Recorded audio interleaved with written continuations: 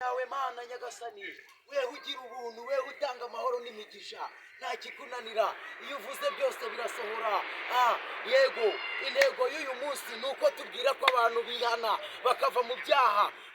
Tuvuye gusura bagenzi bacu, twasanze bari amahoro, twasanze bameze neza rwose bashima Imana. Yewe bari abantu twasuye, mwabonye ari abakirisitu, mwabonye bameze bate? Ndakubaza wowe inyuma.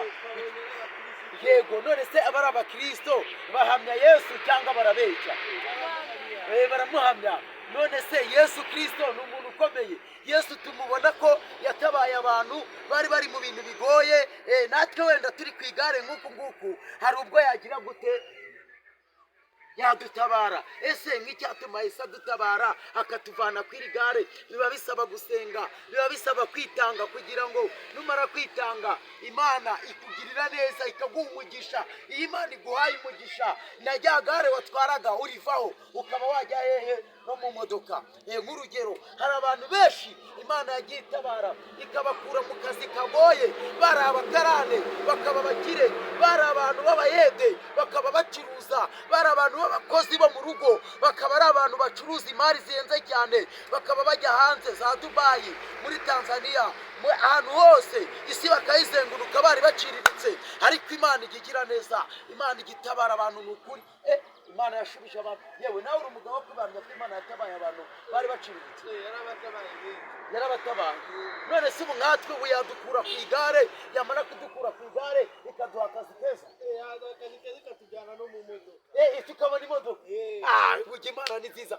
Imana tujya tuyishima tuyihimbaze. Mana shimwa, wewe ujya urengera abakene ukabakiza, ukabaha umugisha. Wewe ujya utabara abarushye, wamara gutabara abarushye bakaruhuka imitwaro.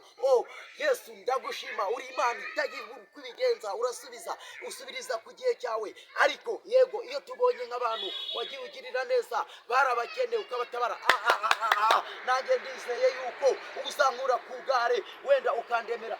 Imana ishobora no kundemera ikintu gikomeye. Ese Imana yabigenza gute? Imana yatabara umuntu gute? Ese ko ngewe nshaka kwivana ku igare, murabona yankorera nk'ikihe kintu gikomeye? Yego, wasenga ikakujyana ku kintu gikomeye, ikakugeza no ku modoka. Imana ni nziza.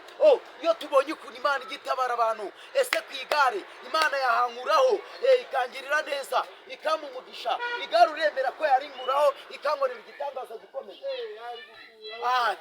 Twizere Yesu. Iyo wizeye Yesu nta kintu ubura. Iyo wizeye Yesu ibintu byose urabisubizwa. Iyo wizeye Yesu uratabarwa. Iyo wizeye Yesu arakurengera. Umva inkuru kuri Yesu. Yesu ndamukunda. Ese wowe uramukunda? Uramukunda? Uramukunda?